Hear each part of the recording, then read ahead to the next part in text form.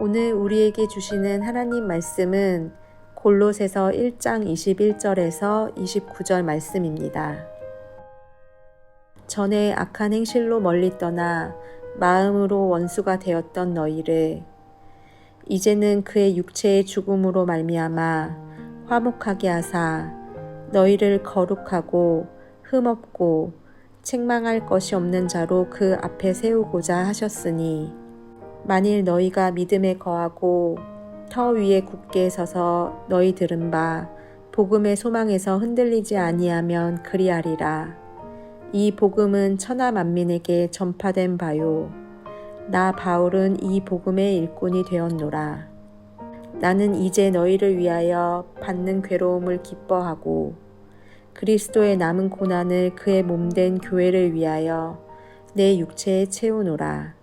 내가 교회의 일꾼 된 것은 하나님이 너희를 위하여 내게 주신 직분을 따라 하나님의 말씀을 이루려 함이니라. 이 비밀은 만세와 만대로부터 감추어졌던 것인데 이제는 그의 성도들에게 나타났고 하나님이 그들로 하여금 이 비밀의 영광이 이방인 가운데 얼마나 풍성한지를 알게 하려 하심이라. 이 비밀은 너희 안에 계신 그리스도시니 곧 영광의 소망이니라. 우리가 그를 전파하여 각 사람을 권하고 모든 지혜로 각 사람을 가르침은 각 사람을 그리스도 안에서 완전한 자로 세우려 함이니 이를 위하여 나도 내 속에서 능력으로 역사하시는 이의 역사를 따라 힘을 다하여 수고하노라.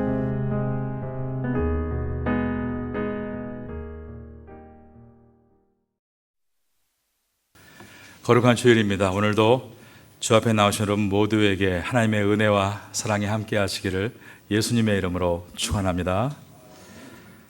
지난 금요일부터 골로새서 강해가 시작이 됐습니다. 저희 교회는 올해에 11권의 성경 말씀을 살펴보았고 이제 마지막 성경으로 골로새서를 살펴보려고 합니다. 그리고 12월 11일부터 잠언의 마지막 부분을 살펴봄으로써 올해 계획한 성경 12권의 강해를 모두 끝마치려고 계획하고 있습니다. 골로새서는 신약 성경 가운데 서신서에 해당합니다. 그런데 골로새서는 특별히 바울이 로마 감옥에서 기록을 했기 때문에 옥중 서신이라고 부릅니다. 골로새는 도시 이름인데 에베소에서 약 160km 떨어져 있는 곳에 위치한 인구가 많고 번화한 도시였습니다.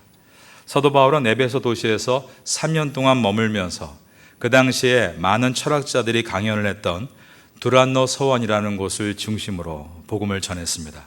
그때 이곳을 지나쳤던 많은 아시아 사람들이 복음을 들었고 그리스도를 자신의 구주로 영접을 하게 되는데 이 영향을 받은 사람 가운데 골로새 도시에 가서 이 교회를 세우게 됩니다. 그러므로 골로새 교회는 사도 바울이 직접 방문해서 세운 교회가 아니고 사도 바울이 전하는 복음을 듣고 세워진 교회였습니다. 골로새 교회를 세운 중심 인물이 누구인가? 바울의 제자 중에 한 사람이었던 에바브라라는 사람입니다. 사도 바울의 제자인 이 에바브라가 골로새 교회에 담임 목회를 했습니다. 바울은 골로새 교회를 방문하기를 여러 번 원했지만 한 번도 방문하지는 못했습니다. 그 이유가 로마 감옥에 갇혀 있었기 때문입니다. 그래서 골로새를 담임하고 있던 에바브라가 직접 로마로 찾아와 바울을 방문하게 됩니다. 에바브라는 사도 바울을 찾아봐서 골로새 교회의 신앙이 잘 성장하고 있다는 사실을 알려줍니다. 그러나 현재 골로새 교회 안에 큰 두 가지의 위험도 알리는데 첫째가 이방인들로 구성된 골로새 교인들의 삶이 점점 옛 모습으로 빠르게 되돌아가고 있습니다라는 안타까운 소식과 둘째는 그들이 이단의 가르침을 수용하고 있다는 안타까운 이야기였습니다. 그러므로 이 골로새서는 특별히 이단의 가르침을 수용한 문제에 대해서 다시 원래의 신앙으로 복구시키기 위한 내용을 중점이 되어지고 있습니다.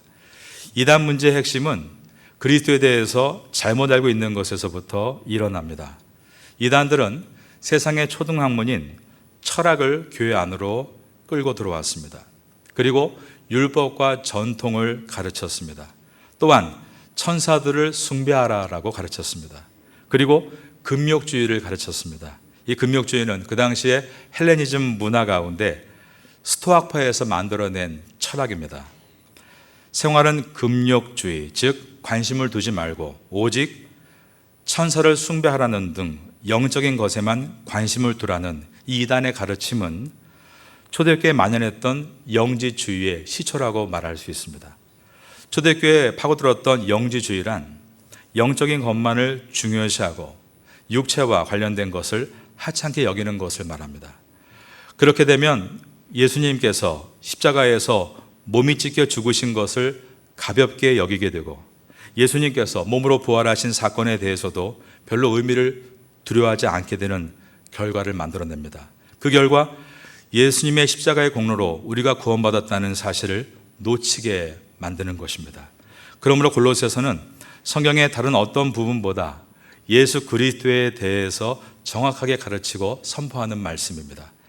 골로새서는 모든 것을 그리스도 안에서 엔 크리스토스로 대답을 찾아갑니다. 우리는 골로새서를 통해 그리스도에 대한 지식이 있어야 함을 강조하는 것을 이제 많이 듣게 될 것입니다. 우린 보통 이렇게 말합니다. 우리가 지식은 있는데 행함이 없다. 하지만 우리에게 지식이 없음을 인정하고 그리스도를 다시 배워가야 합니다. 그리스도를 알아가야만 그리스도를 닮아갈 수 있기 때문입니다. 이번에 골로새서를 함께 살펴보면서 예수님이 누구신가에 대해서 깊고 또 바르게 배우심으로 예수님을 닮아가는데 정진할 수 있는 우리가 될 수 있기를 주님의 이름으로 축원합니다. 오늘 본문의 첫 절인 골로새서 1장 21절을 보겠습니다. 전에 악한 행실로 멀리 떠나 마음으로 원수가 되었던 너희를. 신앙은 방향을 가지고 있습니다. 그것은 어둠에서 빛으로, 불의에서 정의로, 그리고 원수에서 화목으로 나아가는 것입니다.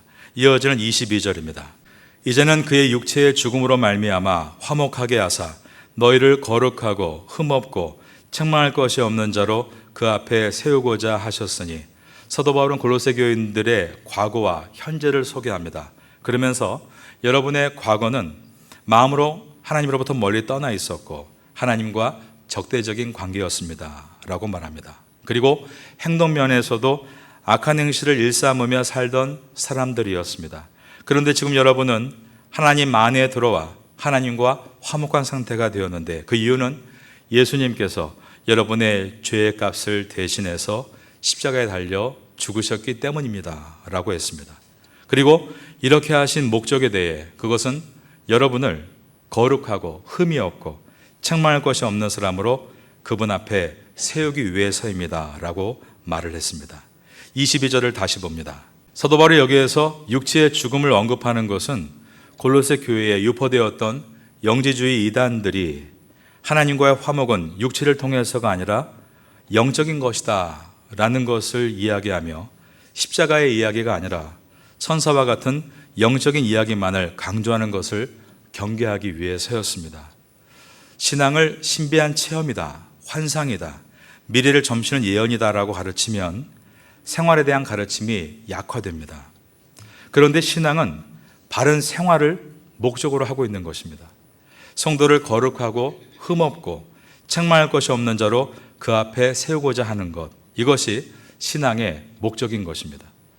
우리가 기도를 많이 한다면 그 목적은 요행을 바라거나 신비한 체험을 하기 위해서가 아닙니다.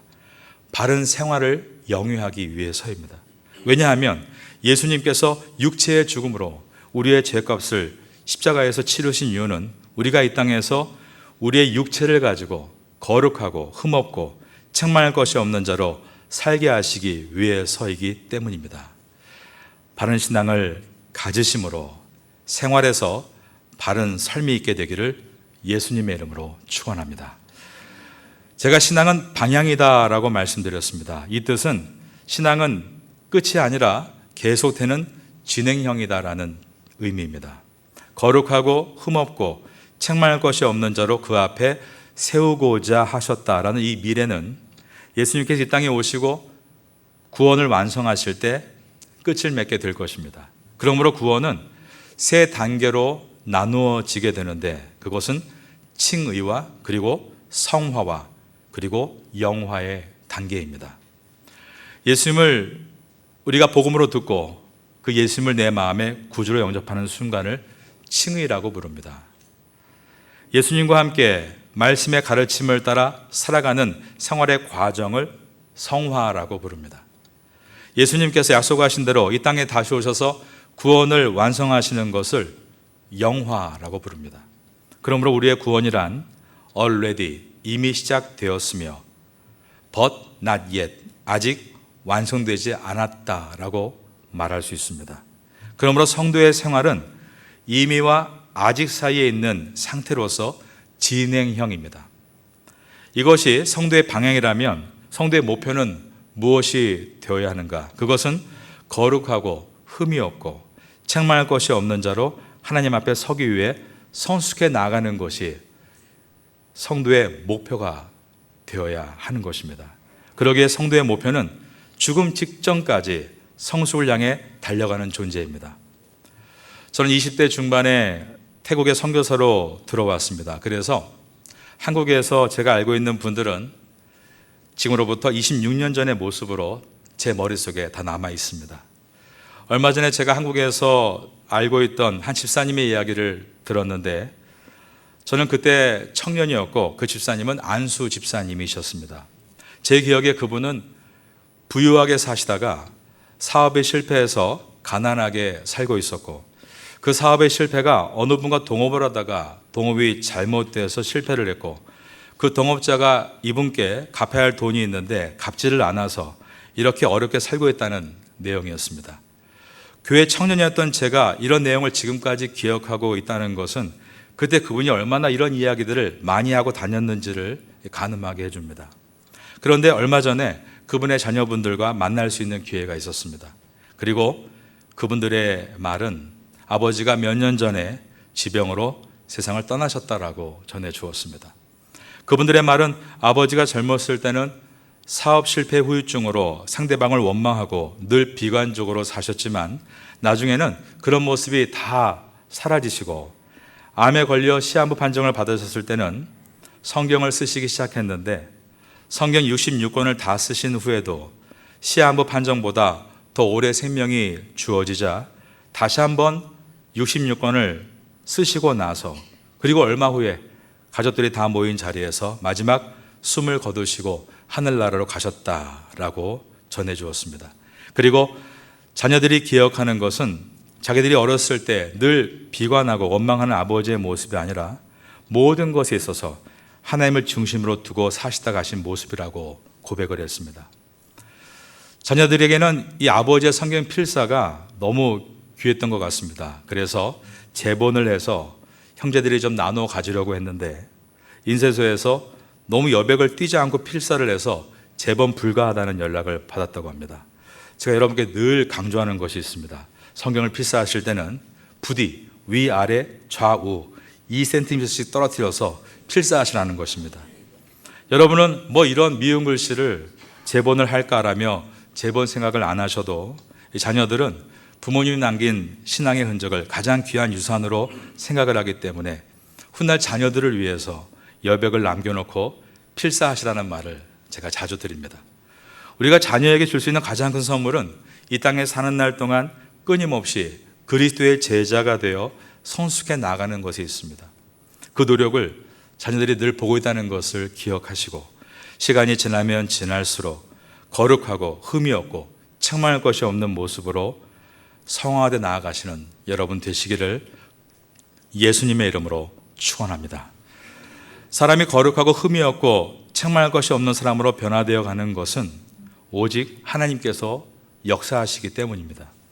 우리를 예배의 자리로 초청해 주시고 말씀을 듣게 해 주시고 말씀을 듣고 깨달을 때 기도하고 싶은 마음을 우리 안에 일어나게 해 주시고 그리고 말씀을 붙잡고 기도할 때 성령께서 역사하심으로 우리는 거룩하고 흠이 없고 책망할 것이 없는 사람으로 점점 변화되어 갈 수 있는 것입니다.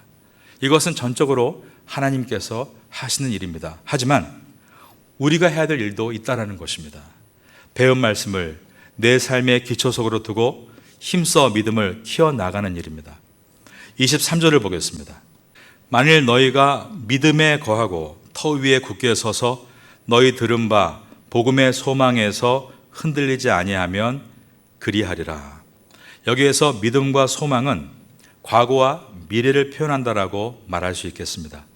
믿음은 예수님께서 나의 죄를 위해서 십자가에 달려 죽으셨다. 그리고 나를 죄와 사망의 권세에서 하나님의 나라의 백성의 자리로 옮기셨다. 나는 이제 하나님의 자녀가 되었다라는 이미 이루어진 것에 대한 확신이라고 말한다면, 소망은 예수님께서는 죽음에서 부활하시고 하늘로 승천하신 그대로 이 땅에 다시 오실 것이다. 그날의 모든 성도의 눈물을 씻어주시고 구원을 완성하실 것이다. 그리고 하나님의 나라, 그리스도의 나라, 성도의 나라인 그 영원한 나라에서 성도들에게 면류관을 씌워주실 것이다. 앞으로 이루어질 것에 대한 확신을 소망이다라고 이해할 수 있는 것입니다. 여러분들은 이미 이 믿음과 소망을 붙들고 사는 성도인 줄로 믿습니다. 그런데 우리가 이 믿음과 소망을 붙들고 살 때 얼마나 외롭습니까? 골로새 교회 성도들도 우상으로 가득한 로마령 내에서 사회생활하면서 믿음과 소망을 붙들고 살 때 무척 외롭고 섬에 고립된 것 같은 느낌을 가졌을 것입니다. 그러므로 23절 하반절에 이렇게 말씀합니다. 이 복음은 천하 만민에게 전파된 바요. 이 복음은 온 우주를 창조하시고 천하 만민의 주인이 되시는 하나님께로부터 온 것이다 라는 선포입니다. 그러므로 이 복음을 받아들이는 것은 로마령 내의 나라들로부터 고립된 소수가 되는 것이 아니라 이제 앞으로 로마 전체가 듣게 될 것이고 그들을 돌아오게 할 이 위대한 복음을 먼저 들은 선구자가 되는 것이다 라고 말하고 있는 것입니다. 여러분은 우상숭배가 가득한 이곳 태국 땅에서 고립된 소수가 아닙니다. 이제 앞으로 이 온 태국 땅에 듣게 될, 그리고 돌아오게 될 예수님의 복음을 먼저 듣고 깨달은 선구자인 줄로 믿습니다. 이것을 생각할 때 우리가 다시 은혜를 붙들게 되고 긍지를 가질 수 있게 되는 것입니다. 사도 바울은 복음을 먼저 들은 자로서 이러한 선구자의 마음이 있었습니다. 그러자 바울은 복음의 일꾼이 되었다라고 고백합니다. 23절의 마지막 부분입니다. 나 바울은 이 복음의 일꾼이 되었노라. 우리가 이곳 태국에서 내가 예수님의 복음을 먼저 들은 선구자라는 인식을 갖게 될 때 우리는 이 복음의 일꾼이 되겠다라는 결심을 하게 됩니다. 왜냐하면 복음의 내용이란 예수님이 나를 살리시기 위해 이 땅에 오셔서 고난을 받으신 것이기 때문에 복음을 깨달으면 깨달을수록 나도 예수님과 같이 다른 사람을 위해서 고난을 마다하지 않고 또한 그에게 십자가의 복음을 전하고 봉사하며 살겠다는 결심을 갖게 되는 것입니다. 그러므로 다른 사람을 살리기 위해서 복음을 전하다가 괴로움을 당하는 것도 마다하지 않고 기뻐한다라고 고백을 하게 됩니다. 24절입니다. 나는 이제 너희를 위하여 받는 괴로움을 기뻐하고 그리스도의 남은 고난을 그의 몸된 교회를 위하여 내 육체에 채우노라. 대부분 사람들은 사실 자신이 먹고 사는 일에만 관심을 갖고 살아갑니다. 그리고 그렇게 자신을 위해 살다가 겪는 어려움들을 고난이라고 부르고 그것을 힘겨워하며 살아갑니다. 그렇게 5년, 10년, 20년을 살아왔고 앞으로도 또 그렇게 살다가 끝날 가능성이 있습니다.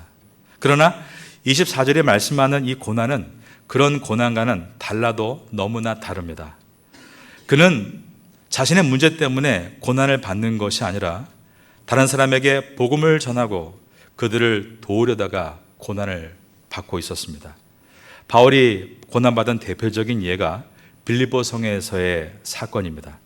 바울은 이곳에서 자주장사 루디아를 만나죠. 그리고 그에게 그리스도의 복음을 전합니다. 그러자 루디아와 그와 관련된 사람들이 예수님을 믿고 구주로 영접을 했습니다. 그리고 며칠을 머물다가 그 지역에서 귀신 붙들려 점을 침으로 손님들이 몰려오자 큰 주인에게 유익을 주었던 불쌍한 한 여종을 만나게 됩니다. 그리고 그 여종을 예수님의 이름으로 귀신을 떠나게 만들고 회복될 수 있도록 도와주었습니다. 그러자 여종의 주인들이 자기들이 큰 손해를 봤다며 바울을 붙잡아 관청으로 끌고 가서 이 자가 로마 사람인 우리가 받지도 못하고 행하지도 못한 풍속을 정한다, 그렇게 고발해서 관청에 관련은 군인들에게 바울의 옷을 찢게 만들고 매로 치라고 했습니다. 즉 바울이 받은 고난은 자신의 잘못 때문이 아니었습니다. 죄와 사망에 묶여있고 심지어 귀신에 묶여있던 다른 사람들을 도와주다가 받는 고난이었습니다.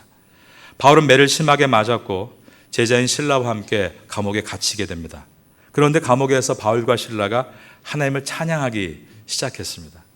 감옥은 모두가 나는 억울하다, 내 잘못은 없다, 상대방이 잘못해서 내가 이렇게 된 것이다, 원망하고 남 탓하는 곳인데 그 안에서 고요한 찬양이 울려 퍼지기 시작했습니다. 이 찬양은 그 두 사람이 하나님을 높이는 찬양이었지만 이 찬양의 목적은 이 찬양을 듣고 있던 한 간수를 구원하시기 위한 하나님의 계획이었습니다. 찬양이 이어진 후에 갑자기 감옥 안에 큰 지진이 일어났고 온 문이 모두 열렸습니다. 심지어 손과 발에 착고로 채여있던 수갑들이 풀어지는 기적이 일어났습니다. 그러나 바울은 도망치지 않았고 가장 당황하고 그래서 자기의 칼을 들고 자살하려고 하는 간수에게 내 몸을 상하게 하지 말라, 우리가 다 여기 있다라고 외치면서 그에게 그리스도의 복음을 전했고 그날 밤 그와 그의 모든 가족들이 예수님을 영접하는 은혜가 있었습니다. 그리고 그날 낮에 바울을 붙들었던 자들은 로마 사람인 우리가 받지도 못하고 행하지도 못할 풍속을 이 자가 전했다라는 죄명으로 로마 채찍으로 바울을 무참하게 때렸지만 사실 그 자리에 있었던 그 어느 사람도 심지어 그 관청의 관료들 중에도 정식 로마 시민은 한 사람도 없었습니다. 그들은 로마령 내에 있는 사람들이었을 뿐 로마 시민들은 아니었던 것입니다. 오직 그 가운데 사도 바울만이 태어나면서부터 로마 시민으로 자라난 사람이었습니다. 다음날 관청의 관료가 이제 바울을 풀어주라며 군인들을 보내자 바울이 나는 로마 사람입니다. 로마 사람은 로마의 채찍으로 때릴 수 없다는 법이 온 로마령 내에 있습니다. 그런데 어제 여러분들은 나의 신분을 먼저 묻지도 않고 채찍으로 때리고 감옥에 가두었습니다 라고 말을 했습니다. 그러자 그 도시가 바울로 인해서 완전히 뒤집혀지게 되고 모든 관료들이 이 일로 인해 큰 벌을 받을까 봐 두려워 떨게 되었습니다. 이 모든 지혜는 하나님께로부터 나온 지혜입니다. 바울이 그날 나는 로마 시민권자다라며 감옥에 수감되지 않았다라면 하나님이 예배해 놓으신 그 한 영혼, 선생이여 내가 어떻게 구원을 받으리까 라고 물었던 그 갈급한 영혼이 있는 간수를 만나지 못했을 것입니다. 그리고 그의 가족도 구원을 받지 못했을 것입니다. 그리고 사도 바울이 채찍에 맞지 않았다면, 그래서 관료들이 바울에게 이렇게 미안하고 두려운 마음이 없었다면 바울이 떠나고 나서 귀신 들려 점치던 불쌍한 여종을 그 주인들이 가만두지 않았을 것입니다. 그러나 바울이 대신해서 그 모진 채찍을 다 맞은 이유는 불쌍한 그 여종이 다시는 어둠의 괴롭힘을 당하지 않도록 하기 위해서였고, 이것은 우리 구주 예수님이 우리가 죄와 사망의 권세 아래 괴롭힘을 당하지 않게 하시기 위해 채찍에 맞으신 것과 같은 것이었던 것입니다. 사도 바울에게 이러한 일은 한 차례가 아니었습니다. 그의 고백을 보면 평생에 모두 9번을 맞았는데 채찍으로 5번, 몽둥이로 3번, 그리고 돌로 1번을 맞았다라고 했습니다. 돌에 맞은 사건을 우리가 루스드라에서 기억하고 있는데 이때는 사도 바울이 완전히 돌에 맞아 혼절을 해버려서 사람들은 바울이 죽은 줄 알고 성 밖으로 내다 버렸습니다. 그런데 바울이 다시 깨어났고 그 다음에 도망친 것이 아니라 다시 루스드라 성으로 돌아왔습니다. 루스드라에서 바울을 통해 복음을 들은 사람들이 바울의 마지막 모습을 돌에 맞아 죽었거나 도망친 모습으로 기억하지 않고, 그래서 절망하지 않고 돌에 맞았음에도 불구하고 사명을 위해 다시 일어나 성 안에 들어오는 것을 마지막 모습으로 기억하게 하기 위해서, 소망을 갖게 하기 위해서 그렇게 했던 것입니다. 24절을 다시 한번 보겠습니다. 나는 이제 너희를 위하여 받는 괴로움을 기뻐하고 그리스도의 남은 고난을 그의 몸된 교회를 위하여 내 육체에 채우노라. 오늘 제목이 우리가 채워야 할 그리스도의 남은 고난입니다. 이 말은 그리스도께서 구원을 이루시기 위한 그 고난이 충분하지 않아서 아직 모자라는 고난을 다른 이가 채운다는 그런 뜻은 아닙니다. 예수님의 십자가 사건은 온 우주에 단 한 번 있었던 사건이며 예수님의 한 분의 그 십자가의 고난과 죽음으로 인하여 모든 인류는 속죄함을 얻은 충분한 구원입니다. 그래서 베드로전서 3장 18절에 그리스도께서 단번에 죄를 위하여 죽으사 의인으로서 불의한 자를 대신하셨다라고 기록했습니다. 그러므로 그리스도의 남은 고난이란 그리스도를 위해 남은 고난을 내가 참여한다는 뜻입니다. 그리스도를 위하여 내가 고난에 참여한다. 바로 이것이 복음 전파의 원리입니다. 온 땅을 창조하신 하나님, 온 우주 만물보다 먼저 계셨던 주님, 학문적인 말로 선지하신 하나님이라고 합니다. 삼위 하나님 가운데 그 하나님, 성자 예수님께서 낮고 낮은 이 땅에 태어나실 때 일반 가정에서도 따뜻한 온기가 있는 집안에서 아기를 낳거든 심지어 예수님은 한기가 가득한 외양간에서 태어나셨고 또한 말구 위에 누이셨습니다. 이것은 가장 낮고 낮은 자세로 서는 것이 그리고 타인을 위해서 애쓰고 수고하는 것이 복음을 전할 수 있는 길임을 직접 보여주신 것입니다. 그러니 여러분, 내가 회사의 오너니까, 내가 작업반장이니까 그런 나의 힘으로 눌러서 예수를 믿으라고 하겠다. 결코 되지 않는다는 것입니다. 내가 한국 시민이니까 그런 어떤 시민권을 가지고 내가 힘있게 복음을 전할 수 있을 것이다. 그러한 생각은 오산이라는 것입니다. 우리는 오직 예수님께서 나 같은 자를 위해서 낮고 낮은 이 땅에 오셔서 십자가의 고난을 감수하셨다. 그러므로 나도 예수 그리스도를 위해 남은 고난에 참여하겠다. 이 마음을 가질 때만 이 복음을 전할 수 있고 이 복음을 통해 사람들이 돌아올 수 있게 되는 것입니다. 이제 올 한 해가 한 달 남았습니다. 처음 시작이 중요하지만 끝은 처음보다 10배 이상 중요합니다. 왜냐하면 끝을 잘 마무리해야만 시간의 주인 되신 주님께서 우리에게 새로운 새해를 은혜로 허락해 주시기 때문입니다. 그리스도의 남은 고난을 그의 몸된 교회를 위하여 내 육체에 채우노라. 교회는 우리가 만든 사교 장소가 아니라 이 땅에 예수님께서 세우신 예수님의 몸입니다. 그리스도의 남은 고난을 그의 몸된 교회를 위하여 내 육체에 채우노라. 그러므로 우리가 몸된 이 파테아 선교교회 안에서 내가 어떻게 희생할 것인가를 생각하며 1년을 마무리해 보시기 바랍니다. 파테아 선교교회에서 일어나고 있는 많은 선교들, 한국인 전도, 또 태국인 전도, 우리 주변에 가장 어려운 삶을 살고 있는 장애인들과 그 가족들을 우리가 돕고 섬기고 또 우리 지역에 있는 고아원생들을 우리가 섬기고 여러분 일터에서 만나고 있는 버마 카렌 난민들을 섬기는 것은 그것은 우리가 주님의 사랑을 적극적으로 실천하는 것이고 이러한 모든 섬김을 통해 그것이 비록 크지 않더라도 작게나마 나의 것을 손해보고 함께 동참하고 있다면 가장 경건하고 정직한 삶을 살고 있는 것입니다. 그리스도의 남은 고난을 그의 몸된 교회를 위하여 내 육체에 채우노라. 자신을 위해서 육적 쾌락을 채우는 것에만 기뻐하지 말고 남을 위해서 그것이 물질이 되었건 시간이 되었건 그 고난을 내 육체에 채우겠다 결단할 때 우리는 올 한 해를 은혜 가운데 마무리할 수 있고 시간의 알파 오메가 되시는 주님 앞에 새로운 한 해를 선물로 받을 수 있게 되는 것입니다. 한 해가 마무리되어 가고 있습니다. 골로새서를 주신 놀라운 은혜를 기억하며 예수 그리스도를 깊이 알아감으로 예수를 닮고 예수님께서 나의 인생에 그분의 고난을 채우심으로 구원에 이르게 하신 것처럼 여러분도 누군가의 고난에 채우는 자가 되어서 그 영혼도 구원할 수 있다면 우리 인생은 태국에서 가장 멋진 인생으로 자리매김하게 될 것입니다. 이러한 은혜가 우리의 삶 가운데 있게 되기를 예수님의 이름으로 축원합니다.